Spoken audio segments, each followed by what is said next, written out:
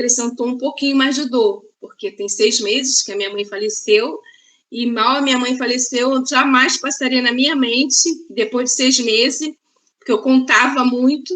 Isso é uma coisa que eu pedia muito a Deus, eu pedia quase que todos os dias, que o Senhor conservasse a minha mãe aqui, e também pedia para que conservasse a minha sogra, por incrível que pareça. E o ruim é que a gente sempre faz oração, a gente faz nossas orações dos dias, né? E durante o dia, nessas orações de todos os dias, eu sempre incluía a minha mãe e também incluía a minha sogra. Aí, há 6 meses atrás, ficou menos uma, né? A gente, já é um impacto, né? Eu falava, agora eu não posso mais falar o nome da minha mãe diante de Deus, porque o Senhor já tomou. E agora, em menos de 6 meses, eu já deixei de falar o nome de outra, né? Eu vou dizer uma coisa para vocês. Como é que você está, Solange? A dor da separação, a gente parece que agora a gente começa, eu quando começo a olhar para minha mãe, a dor da separação, quando eu começo a ver os vídeos dela e ouvir a voz dela, eu prefiro até ouvir os vídeos, porque a voz me entristece mais, só a voz nos áudios. Mas eu vou dizer para vocês uma coisa, vai fazer 7 meses, mas a saudade ainda é esmagadora. A saudade ainda é esmagadora, mas eu creio que o Senhor vai fazer essa saudade um dia mudar esse quadro de saudade esmagadora, né? Porque ainda o desejo dessa saudade de poder fazer as coisas que eu fazia, não posso fazer mais, né? Mas o Senhor, eu creio que Deus, quando eu pensei nisso de madrugada, eu ainda chorei muito essa madrugada, né? Por causa disso, porque é duro demais, é muito duro mesmo. E hoje na Santa Ceia também, quando me lembrei dela, eu creio que esteja sendo também um momento ainda para vocês, né? Que vocês estão enfrentando. Mas a mim me acrescentou mais alguma coisa. Eu falei, Senhor, tem misericórdia. Eu nunca esperava isso, porque a minha mãe foi. Aí eu ia na minha sogra, mas eu ia mais raramente. Mas depois eu passei com mais frequência, porque ali era um lugar de refúgio para mim. Era um lugar de refúgio a casa da minha sogra para mim. Porque ali eu me encontrava, eu conseguia me distrair, me alegrar mais, eu me aproximei mais de vocês. Meu Deus, eu falei, Jesus, tem misericórdia de mim, Senhor. Porque foi uma e onde eu estava me refugiando, acabou. Eu falei, meu Deus, tem misericórdia de mim. Mas a palavra de Deus diz que a vontade dele é boa, perfeita e agradável. Mas para crer nisso, a gente tem que confiar em Deus de verdade. Porque não é assim, a vontade de Deus.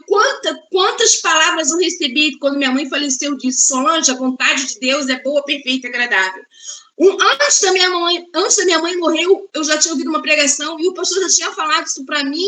Eu peguei essa palavra. E quando a minha mãe morreu, várias pessoas me falaram isso. E o pastor que fez o culto, a celebração do funeral dela, ele deu essa palavra também. Eu falei, então, meu Deus, a tua vontade é boa, perfeita, agradável. Então, a gente tem que aceitar, porque é muita confirmação. Foi uma confirmação atrás da outra. No dia do velório dela, o pastor que foi fazer o culto dela mandou essa palavra. Eu falei, então, mas a gente sabe que a gente tem que guardar isso muito dentro do coração, porque se a gente não guardar, isso não vira verdade para a gente. Gente, se a gente não guardar a palavra dentro do coração, ela não vai ser uma verdade para a gente. E se não for verdade, ela não vai florescer, porque é uma semente. A palavra de Deus diz que toda palavra é uma semente e nada pode impedir ela de produzir. O único que pode impedir ela de produzir somos nós mesmos. Se não pegarmos essa palavra, essa semente, deixá-la florescer. Se não deixar a semente florescer, não adianta, amados. É que nem eu falo. Eu vou falar aqui um capítulo, né, de 1 Reis 19, e eu digo uma coisa a vocês. Se vocês não pegarem essa palavra aqui, por mais que eu não sei o que Deus tem para falar, como é que ele vai se revelar, porque, olha só, antes dessa palavra falar para vocês, falou primeiro para mim, falou muito no meu coração. Então, quando Deus fala, eu falei assim, eu quero repartir isso com alguém.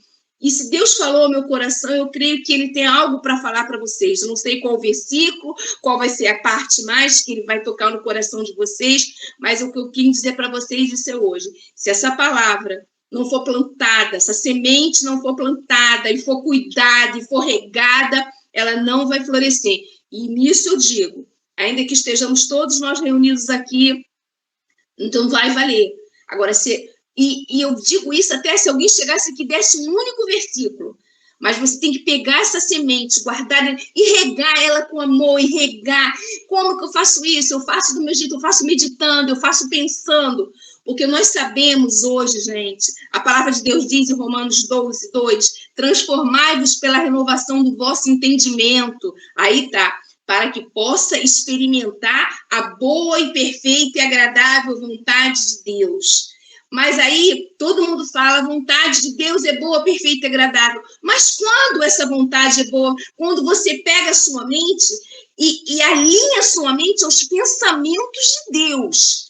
É você pensar o que Deus pensa. Porque quantas vezes o inimigo traz pensamentos que não são os pensamentos de Deus? Gente, é fácil detectar os pensamentos que não são de Deus.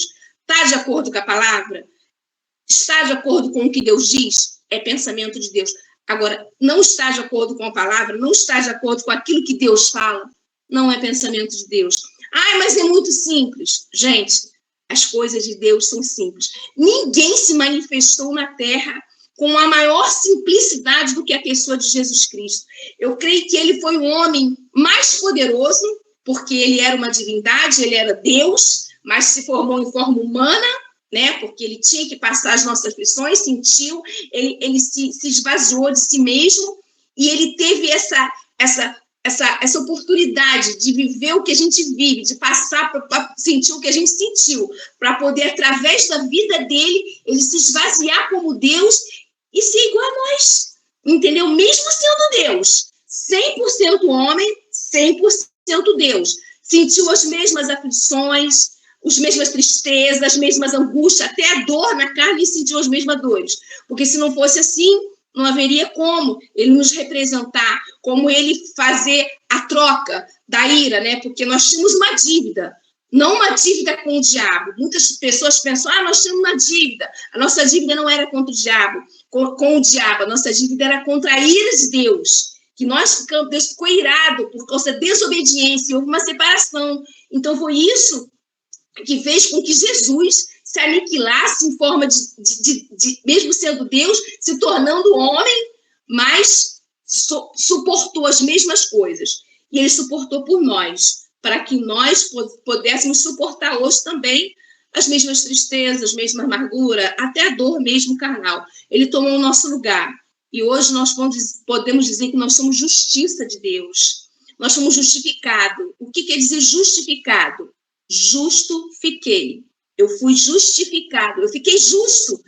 Antes existia uma ira, existia uma dívida. Agora não tem mais, porque Jesus pagou a dívida. E pagou da forma mais correta, da forma mais leal, porque senão não haveria esse resgate. O resgate foi total. Foi um resgate de vida, entendeu? E eu agradeço a oportunidade, então vamos lá.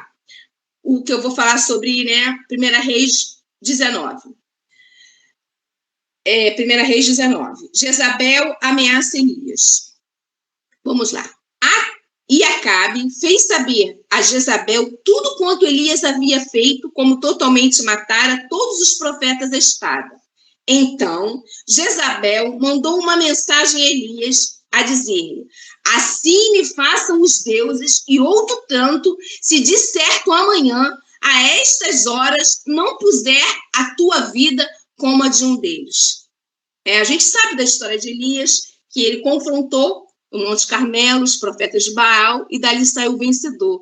Uma vitória, assim, uma coisa assim, que foi, mirabolante, aquele fogo queimando uma hora a lenha, outra hora queimando a água, e ali um desafio que exaltou a verdadeira pessoa de Deus, ali o Deus, dos judeus, o Deus a quem eles criam, E ali foi uma prova do amor de Deus, da força, do poder de Deus de forma extraordinária e mirabulosa. Foi uma coisa assim que todos viram, foi notória aos olhos de todos.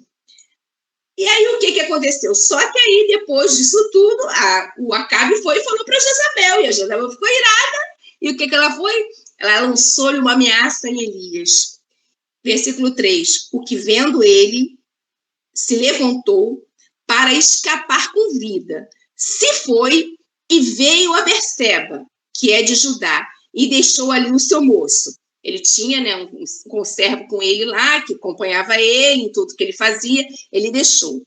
E ele se foi ao deserto, a caminho de um dia, e veio e se assentou debaixo de um zimbro e pediu em seu ânimo a morte, e disse: já basta, ó Senhor, toma agora a minha vida, pois não sou melhor do que os meus pais. Quer dizer, depois de uma grande vitória, de uma grande demonstração que ele era um homem de Deus, né? Um homem cheio de poder, a qual invocou o poder de Deus sobre aqueles holocaustos, né? E matou aqueles 450 profetas de Baal. Ele recebe, depois dessa grande vitória, ele recebe uma ameaça. E diante da ameaça, o que ele faz? Ele foge, né? E ainda pede para morrer. Aí eu fiquei, né? A gente fica pensando, quantos, né? Não receberam um dia uma grande vitória de Deus, mas a vida, né? Levou por circunstâncias uma ameaça, né? Uma decepção, uma tristeza, uma circunstância a qual fez com que as pessoas eu me desanimasse, ou algum de vocês se desanimasse, né? Mas aí eu quero dizer uma coisa para vocês, né? Foi isso que aconteceu. Ele ficou com medo. Mas por quê? Depois de Deus ter se aparecido, de Deus ter feito tudo que fez ali, através da vida dele, através de ter invocado o poder de Deus, o fogo para queimar água, para queimar o caos, que matou os profetas, porque diante de uma aparição, de um poder tão grande, de uma manifestação tão grande de Deus, logo após se levantou uma ameaça, né? Uma ameaça que ele teve medo. Como é que pode? Aí eu falo para vocês, por isso que a palavra de Deus diz, né? Um homem que era sujeito às mesmas paixões que Elias. Nós somos sujeitos às mesmas paixões que Elias, entendeu? E a gente, às vezes, o que aconteceu? Ele teve medo. Um homem que um dia viu um poder magnífico de Deus, no outro dia estava saindo correndo, porque estava com medo. Aí como é que você me explica isso? Como é que se explica isso, gente? Uma pessoa que um dia teve uma demonstração de poder tão grande, no outro dia estava correndo, de medo para ser morto por causa da rainha, porque a rainha falou que ia matar ele, ia fazer com ele o que fez com os profetas. E aí eu digo para vocês, será que algum dia nós não passamos por isso também?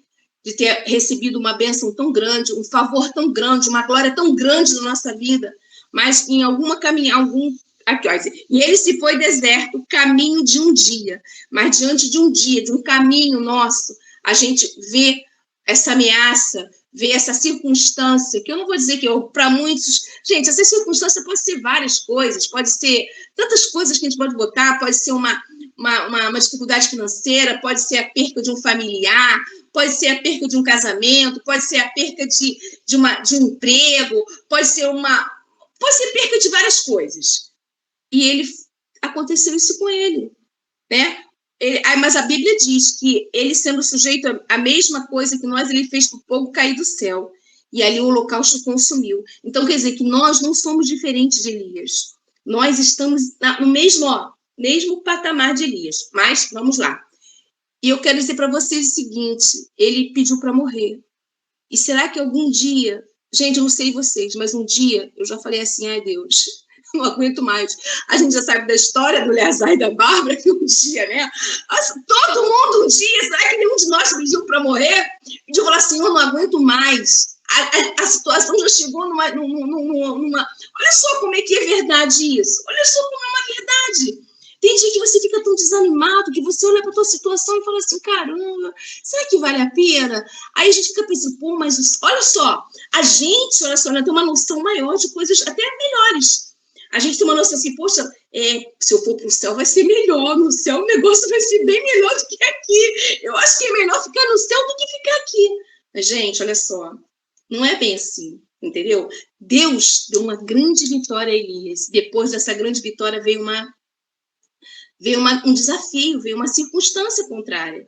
E Elias temeu, e ele pediu para morrer. Isso é para mostrar para vocês que um homem que um dia fez cair fogo do céu, destruir lá os altares de acordo com como ele falava e matar os 450 profetas de Baal, também teve o mesmo medo que hoje a gente tem. Tem o mesmo medo, tem os mesmos desânimo, tem as mesmas coisas. E olha só o que ele pediu para Senhor, ele pediu para morrer. ele pediu para morrer, gente. E a gente sabe que o maior dom de Deus é a vida, porque existe uma esperança enquanto nós tivermos vida. Existe algo que Deus quer fazer nas nossas vidas. Aí, o que aconteceu? Ele deitou-se, dormiu debaixo de um zimbro, e eis então que um anjo tocou e lhe disse: levanta-te e come. E olhou, e eis que à sua cabeceira estava um pão cozido sobre as brasas e uma botija de água, e comeu e bebeu e tornou-se a deitar-se. Gente, olha só. Aí apareceu um anjo, né? A gente, né, eu acho que assim, o cristianismo em si, a igreja cristã, ela não tem assim essa conexão muito grande com os anjos. Já a igreja católica, eles já têm uma conexão assim, eles falam sobre o anjo da guarda, né? Tem um anjo da guarda para guardar. E a gente muitas vezes, né, assim, despreza essa, assim, não tem muita assim admiração por essa doutrina de anjos, mas os anjos existem, eles são reais sim. E só que nessa caminhada de Elias apareceu um anjo e deu ali o anjo, ó, tocou, ele disse: levanta-te e come. E olhou, eis que a sua cabeceira estava um pão cozido sobre as brasas, ele comeu e bebeu. Gente, o anjo apareceu para ele, ele comeu, bebeu e tornou-se a deitar. Quer dizer, o anjo foi. Quantos anjos já não apareceram na nossa vida? A gente pode dizer que vários. A gente, quando vai para a igreja escutar uma pregação, gente, ali é Deus, é o Espírito Santo, é o próprio Espírito Santo. É maior até do que um anjo. É aqui, gente, nós somos morada do Espírito de Deus. O Espírito de Deus habita em nós. Então, eu acho que só o fato de nós sermos morada do próprio Deus, isso já é um fato, né, que se a gente parar para pensar nisso, fala, gente, eu, sendo falha do jeito que eu sou, mas o Espírito de Deus, ele habita em mim. Gente, é o maior poder da terra, é o poder do Espírito de Deus, é o Espírito Santo habitando em nós. E aí, o que ele falou? Ele deu de comer e deu de beber e tornou-se a deitar-se. O anjo foi e alimentou. Quantos anjos não têm aparecido na nossa vida, alimentado a gente, cuidado da gente, dado água para beber, comida para comer, e a gente vai, olha para um anjo, fala com o anjo. Gente, o anjo pode ser várias pessoas. Pode ser o próprio Espírito Santo dentro de você, agindo em seu favor, querendo te levantar, te animar. Pode ser o teu pastor, pode ser um amigo, pode ser uma mãe, pode ser um primo, uma tia, uma cunhada, um cunhado, que pode te levantar. Mas aí o que ele fez com essa aparição desse anjo, gente? Ele comeu, bebeu e tornou-se a deitar. Aí o anjo, né, não se conformou. E o anjo do Senhor tornou segunda vez e tocou e disse: levanta-te e come, porque muito comprido te será o caminho. O anjo falou para ele: olha, levanta, porque você ainda tem muita coisa para fazer aqui. Nós temos muitas coisas. Eu perdi minha mãe, eu perdi minha sogra, vocês perderam a mãe de vocês, certo? Mas Deus está falando, ó, levanta, come, porque vocês têm muita coisa ainda para fazer aqui. Nós temos muitas coisas para fazer aqui. Essa é a palavra que o Senhor deu para nós hoje. E o Senhor está dizendo para vocês, para mim e para vocês. Nós perdemos. Eu creio que a coisa mais preciosa, uma das coisas mais preciosas da nossa vida, né? Que tudo é precioso. Gente, olha, pessoas são preciosas. E são preciosas demais. Eu sou muito agarrada às pessoas, eu sempre fui muito agarrada às pessoas, entendeu? Aí o que acontece? Deus falou para ele, olha, levanta-te e come. Deus está falando para a gente. Gente, vamos se levantar, porque o nosso caminho ainda tem muita coisa para a gente fazer. Entendeu? Eu acho que Deus queria até que eu fosse pregadora desse dia, porque ele queria trazer essa palavra, né? Porque acho que ninguém melhor do que eu, que estou na mesma situação de vocês, que um dia perdeu a mãe, depois ainda perdeu a sogra, tive um prejuízo atrás do outro. E aí ele falou: levanta, gente, tem muita coisa para vocês fazerem ainda. Não desiste não, tá? Eu estou com vocês e vocês têm um caminho muito longo. Nós temos um caminho muito longo ainda. Aí ele foi. Levantou-se, pois, e comeu e bebeu. E com a força daquela comida, caminhou 40 dias e 40 noites até o Horebe, o monte de Deus. Gente, até o monte de Deus. Nós temos que ir até o monte de Deus, né, pessoal? Nós temos que caminhar. A caminhada foi fácil? Foi 40 dias e 40 noites. Deus está dizendo que nós temos muita coisa para fazer. embora essas coisas não vão ser tão fáceis assim, mas nós vamos se alimentar, nós vamos comer e nós vamos chegar até um monte de Deus, para falar com Deus, para ouvir o que Deus tem mais a dizer para nós. Aí o que aconteceu? Olha só, as coisas não estão tão fáceis assim, não. Aí ele foi até um monte de Deus. E ali ele entrou numa caverna e passou ali a noite. E eis que a palavra do Senhor veio a ele e lhe disse: que fazes aqui, Elias? Tem umas outras traduções que dizem assim: o que você está fazendo dentro dessa caverna? Eu mandei você ir para a caverna, eu alimentei vocês, eu falei que o caminho era comprido, vocês caminharam 40 dias, 40 noites, até um monte de Deus, e chega num monte de Deus, vocês querem se esconder dentro da caverna? Sai dentro da caverna, eu não mandei vocês ficarem dentro da caverna. Deus tem coisas para fazer, para realizar na nossa vida, né, gente? E se a gente se esconder nesses momentos, não vai ser legal, não vai ser bom para a gente. E ele lhe diz, aí olha o que ele vai falar, olha só a condição de Elias, olha como é que Elias estava. E ele lhe disse: tenho sido muito zeloso pelo Senhor, Deus dos exércitos, porque os filhos de Israel deixaram o teu concerto, derribaram os teus altares e mataram os teus profetas à espada. E eu fiquei só e busco a minha vida para tirarem a minha vida. Aí olha só o que Elias está falando, coitadinho do Elias, né? Tão pobrezinho, né? Tadinha da Solange, perdeu a mãe, perdeu a sogra, e agora tá difícil para ela. Deus manda ela fazer, ela vai com a minha, 40 dias, 40 noites, chega no monte de Deus, onde é o lugar de você adorar, de você ouvir Deus falar com você, mas aí mesmo assim você tá muito para baixo, você se esconde na caverna. Gente, meu Deus, não vamos se esconder na caverna, gente. Aí olha o que Deus fala. Aí ele chega para Deus e fala: sabe o que é, Deus? Sabe o que é, Deus? É que os teus filhos, o fulano não me ajuda, o ciclano não me compreende, o meu marido não me compreende, a minha filha não me compreende. Quando eu olho para minha família, eu ainda não vejo aquilo que eu quero ver, eu ainda não vejo a restauração, eu ainda não vejo a salvação, eu não vejo nada, Senhor. Então, é mais ou menos isso que ele diz, eu estou sozinha. Jesus, olha, eu perdi fulano, perdi ciclano, e eu não estou vendo nenhuma solução, não estou vendo conversão, eu não estou vendo portas se abrirem, eu não estou vendo cura, como é que eu faço, meu Deus? Quer dizer, estou sozinha. Ai, Deus, aquela história, né, que a gente sempre fala para Deus, coitadinho de mim, coitadinha de mim, Deus, estou sozinha, desamparada, e não estou vendo para onde ir.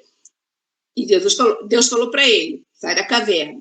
Aí olha o que Deus lhe disse: sai para fora e põe-te neste monte perante a face do Senhor. E eis que passava o Senhor. Gente, sai para fora e se põe perante a face dele. Se põe diante de Deus, porque ele vai falar. Olha só o que ele... Aí olha só a maneira como é que vai ser. Deus quer falar com você. Você tem que ficar face a face com Deus. Você tem que olhar para Deus. O teu foco tem que estar nele, Se põe perante a face, olha para Deus, porque é para Deus que você tem que olhar, você não tem que olhar para a circunstância, nem para fulano, nem para cicano, nem para Bertano, nem para quem quer ser, para falta disso, falta daquilo, olha para Deus, olha para a minha face, olha para a face de Deus. Põe-se neste monte perante a face do Senhor. Aí olha o que vai acontecer. E eis que passava o Senhor, como também um grande forte vento, que fendia os montes e quebravam as pedras diante da face do Senhor. Porém, o Senhor não estava no vento. E depois do vento, um terremoto. Também o Senhor não estava no terremoto. E depois do terremoto, um fogo. Porém, também o Senhor não estava no fogo. Gente, aí quando a gente se põe perante a face de Deus, eu quero ver o que Deus tem para falar comigo. Se põe perante a minha face, porque eu quero falar com você. Eu quero dizer para você algumas coisas que você precisa saber. Aí o que a gente faz? Começa a se consagrar, começa a buscar, começa a orar, jejuar, ler a palavra, ir para a igreja. Aí ele fala assim, o que a gente quer? A gente quer uma manifestação de Deus. A gente, meu Deus, aí Só que diz a palavra, a gente quer ver Deus agir de uma forma miraculosa, a gente quer ver Deus agir de uma forma que vai impactar todo mundo, que todo mundo da família vai ver o impacto que foi na tua vida, que fez na tua vida, né? A gente gosta disso, dessas formas miraculosas. Gente, olha só, um grande vento forte. Olha o vento, gente, o vento era tão forte que quebrava as pedras. E o Senhor não estava no vento. Depois do vento, um terremoto. Também o Senhor não estava no terremoto. E depois do terremoto, um fogo. Gente, coisas, né? Uma coisa mais vultuosa do que a outra. E o Senhor não estava no fogo. E depois do fogo, uma voz mansa e delicada. E sucedeu que, ouvindo Elias, envolveu o seu rosto na sua capa e saiu para fora e pôs-se à entrada da caverna. E eis que veio a ele uma voz que dizia: que fazes aí, Elias? Gente, quantas vezes a gente quer ouvir Deus falar de uma forma que a gente acha que, será que é da vontade de Deus que eu vou fazer isso? Será que é da vontade de Deus? Você está buscando o Senhor, você está diante da face dele, você quer ver uma manifestação tremenda, uma manifestação que seja vultuosa, para aquilo nos convencer. Mas olha só, mas foi numa voz mansa e suave. Gente, não sei se algum dia vocês ouviram uma voz mansa e suave de Deus. Eu posso dizer que eu tive o privilégio na minha vida desde o ano passado, eu tenho ouvido essas vozes mansas e suaves do Senhor. E sabe o que aconteceu comigo? Vou dar um testemunho rapidinho, parando aqui. Eu ficava pensando assim, meu Deus, será que essa voz no meu interior que eu tenho ouvido de Deus, será que isso é coisa da minha cabeça? Eu ficava pensando assim, meu Deus, eu fico preocupada, porque eu não... E olha, mais ridículo da minha parte ainda, que tudo quanto Deus falava com aquela voz mansa e suave, se cumpria. Eu ficava olhando assim, eu ficava estarrecida, que tudo que Deus falava comigo se cumpria. Eu fui ficando ali, até que da última vez ele falou uma coisa maravilhosa para mim, eu não quero comentar o que foi aqui. E ele não falou só a respeito de mim, ele falou de uma outra pessoa que estava passando o mesmo problema que eu. A pessoa estava passando o mesmo problema que eu. Sabe o que Deus falou para mim? Olha só, nem você e nem ele vão sofrer isso. Eu fiquei assim, aí eu falei assim, meu Deus, fiquei impactada, né? Gente, aí veio a primeira resposta. A primeira resposta saiu para a pessoa. E eu falei, caramba, Deus confirmou o que Deus tinha falado. Com ele não vai acontecer isso. Aí eu estava esperando a minha resposta. Caramba, aí no outro dia seguinte, quando eu fui averiguar lá o que eu precisava averiguar, não saiu a resposta que eu queria, eu fiquei, muito pelo contrário, essa resposta é muito contrária. Aí, depois, com o tempo, eu estava lendo um livro, eu tenho um livro aqui na minha casa, eu não tenho lido mais livros ultimamente, tenho lido mais a Bíblia. Eu peguei um livro para ler, eu falei, gente, esse livro está aqui, eu vou ler esse livro aqui. Gente, eu abri justamente no capítulo em que o homem de Deus estava falando sobre a voz do Espírito Santo dentro do nosso coração. Aí ele estava falando assim, olha, quando você escutar aquela voz, gente, como é que você pode abrir um livro, e você abrir justamente no capítulo, olha esse capítulo aqui, e era justamente pelo que eu estava passando. Aí ele falou assim, aí o homem de Deus estava falando, olha, quando você, olha só, hein, receber essa voz, você vai ouvir a sua própria voz, mas é o Espírito Santo que está comunicando a você o que vai acontecer. Gente, aquilo ali me deu uma certeza que eu falei, meu Deus, e não tem maior certeza do que essa. Depois eu fui averiguar o que eu estava precisando averiguar, e realmente Deus estava certo. Nem para ele e nem para mim saiu a sentença que era para sair, graças a Deus por isso, eu fiquei muito feliz. Aí, o que acontece? Vamos lá.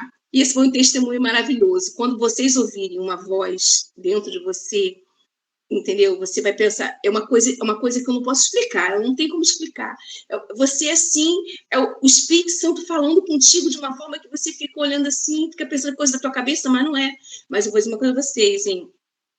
Sempre com uma palavra de amor, sempre com uma palavra de como é que se diz? De carinho, uma palavra de paz, de vida. entendeu? Sempre com palavras de vida, nunca com palavras de morte. Eu não sei, dependendo de cada um daquilo que você esteja precisando de ouvir. E eu fiquei muito feliz com isso, com esse testemunho para mim. Você não sabe o peso que saiu da minha vida, meu Deus do céu. Então, gente, às vezes a gente espera que Deus venha fazer alguma coisa tão grande, extraordinária, para que ele venha se manifestar. E aqui está dizendo, não, uma mansa e delicada voz. E sucedeu que ouvindo Elias, então envolveu o rosto na sua capa e saiu para fora e pôs a entrada da caverna. E eis que veio uma voz que dizia, o que você faz aí, Elias? E ele disse, eu tenho sido extremo, aí já vou aquela história de novo, zeloso pelo Senhor dos Exércitos, porque os filhos de Israel deixaram o teu conserto, derribaram os teus altares. Aquelas desculpas que a gente tem, essas desculpas que ele tem aqui, as mesmas desculpas que a gente tem. Senhor, eu tenho feito tudo para o Senhor, eu tenho feito todas as coisas que o Senhor quer que eu faça, eu tenho sido zeloso na sua casa, eu tenho feito tudo. Mas, olha, essa situação, essa outra situação está assim, ó, não mudou nada ainda, está tudo dando errado, como é que eu faço? Aí, olha o que Deus falou para ele. E ainda por cima, busco a minha vida para tirar a minha vida. O Senhor lhe disse, aí olha o que o Senhor lhe disse, olha o que Deus disse para Elias. Vai e volta pelo teu caminho para o deserto de Damasco, vem e unge Azael, o rei sobre a Síria. Mas vamos ficar aqui, ó. Volta da onde você começou essa murmuração, essa tristeza, de dizer que você acha que você é o perfeitinho, que você é o melhor de todo, e que ninguém te ajuda, que ninguém faz nada por você, que não tem nenhum, que você faz tudo pela tua família não reconhece, você faz tudo pelo teu marido não reconhece, que você faz tudo pela casa do Senhor, e você não tem recompensa sobre isso, porque hoje em dia é isso aqui que a gente tem que ver, né, irmão? Porque é isso aqui, hoje em dia a gente não vai dizer, né, que tem mais não sei quantos mil profetas orando, falando. Hoje em dia os nossos problemas são esses. E o Senhor disse, vai e volta. Gente, Deus está mandando, volta pelo teu caminho, volta. Gente, falou para mim, Deus mandou eu voltar, eu estou voltando aos poucos, mas estou.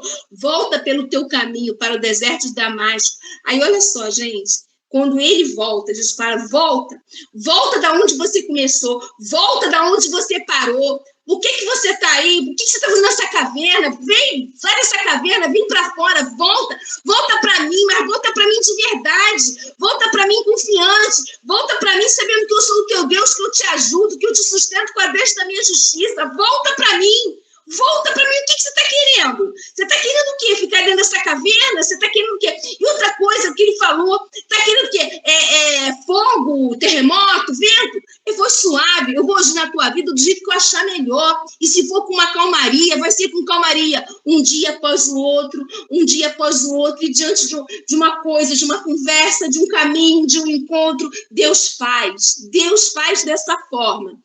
E aí, o que aconteceu? Vai e volta. Deus está mandando nós voltarmos hoje. Vamos voltar.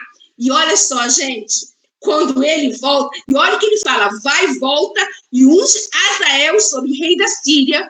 Olha o que eu vou falar. Também Jeú, filho de Nínive, ungirás rei de Israel. E também Eliseu, filho de Zafate, de Abel, Meloá, ungirás para profeta em teu lugar. Volta, sabe por causa de quê? Porque eu tenho coisas grandes para fazer na tua vida. Porque você vai ungir um rei de um país estrangeiro, você vai ungir um rei do país, do teu país, e você ainda vai ungir um para ficar no teu lugar. Gente, depois dele voltar, ele tinha tudo isso de coisas gloriosas. Não eram coisas pequenas, eram coisas grandes que Deus tinha. Deus está mandando a gente voltar porque ele tem coisas grandes para fazer na nossa vida. Olha aqui, volta, sabe por causa de quê? Porque eu tenho coisas grandes, gente. Ungir um rei de um país estrangeiro não é para qualquer um, não, hein, gente? É coisa grande. Então vamos voltar, gente, para que o Senhor possa fazer coisas grandes na nossa vida. E há de ser, aí olha só o que isso aqui foi mais impressionante. E há de ser que o que escapar a espada de Hazael matá-lo-á Jeú, e o que escapar da espada de Jeú, matá-lo-á Eliseu. Quer dizer, não vai sobrar inimigo sobre toda aquela unção, aonde você colocar a tua mão para ungir, entendeu? Não vai ter inimigo que sobreviva, porque se um não der conta, o outro vai dar conta, se o outro não der conta, o outro vai dar conta. Então, gente, essa é a porção do nosso Deus, essa é a unção de poder sobre as nossas vidas. Quando ele manda a gente fazer alguma coisa, voltar e se posicionar, ocupar o lugar que a gente tem que ocupar, é porque grandes coisas ele tem que fazer. E não vai sobrar inimigo de pé. Ele falou que, ó, se um escapar do outro, vai matar. Se o outro escapar do outro, o outro vai matar. Não vai sobrar inimigo. Gente, nós temos que ter essa confiança de saber que, além dos inimigos serem muitos e se levantarem, não vai sobrar um. Porque se sobrar da geração de Solange, vai matar a geração de Filipe. Se sobrar da geração de Filipe, vai matar a geração de João. E assim, de Daniel, de Sérgio, Daniel, e assim vai nas nossas vidas, na vida dos nossos filhos. Não vai sobrar um. Nós fomos criados para isso, para sermos fortalecidos, para representarmos o reino de Deus. Nós somos sal, nós somos luz. A palavra de Deus diz que não se pode esconder uma cidade edificada sobre o monte. Não se pode esconder. Nós somos uma cidade edificada sobre um monte, gente. Não pode esconder. Agora, gente, é como aqueles espias, né? A qual Caleb, né, e Josué foram os únicos que viram a possibilidade de derrotarem eles. Aí, sabe quem ele falou dos inimigos?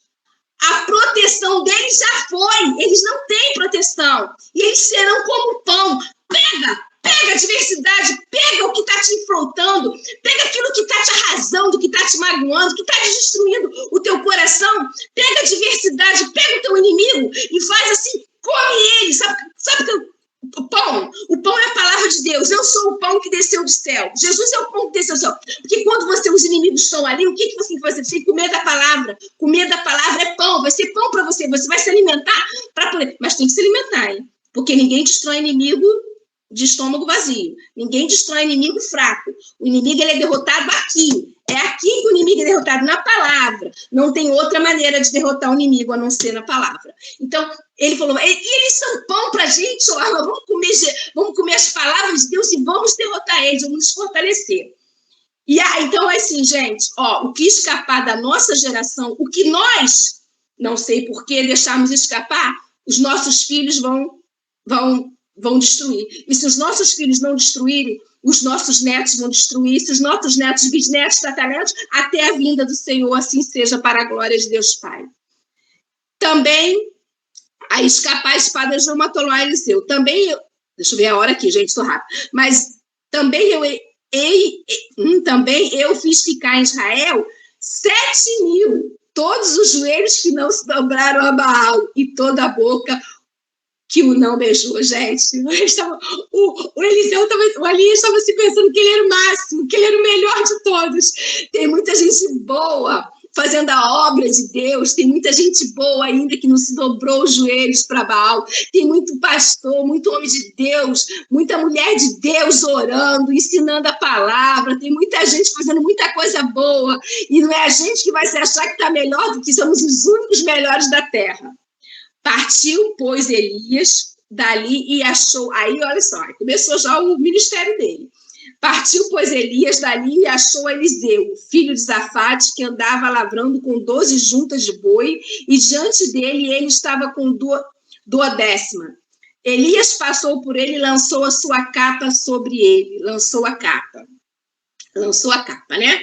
Então deixou... Aí, o que é lançar a capa? É lançar a unção sobre a vida daqueles... Do Eliseu, né? Ele lançou aquela unção que estava sobre a vida de Eliseu. Então, deixou ele os bois e correu após Elias e disse: deixa-me beijar meu pai e minha mãe, e então te seguirei. E ele lhe disse: você vai de tudo que você tem que fazer, mas você volta, tá? Volta porque eu tenho volta porque que te tenho eu feito. Ele está dizendo: olha, você vai, mas você não esqueça da minha palavra. Você vai fazer o que você tiver que fazer, porque nós temos muitas coisas para fazer na nossa vida. Nós temos muitas coisas para realizar ainda na nossa vida, né? Que não são coisas seculares, é trabalho, é estudo. Isso faz parte da nossa vida. Vamos fazer o que nós temos que fazer, mas não esqueçam, vai, mas volta. Volta para mim todos os dias. Volta para a minha palavra. Volta aqui, ó, para essa vitória. Volta para a verdade. Aí o que o moço fez? Voltou. Ele voltou por detrás dele e tomou uma junta de bois e os matou, e com os aparelhos dos bois cozeu as carnes e as deu ao povo. E comeram, então se levantou. Aí, quer dizer, o cara tinha muitos bois, o Eliseu tinha muitos bois. O que ele fez? Ele recebeu uma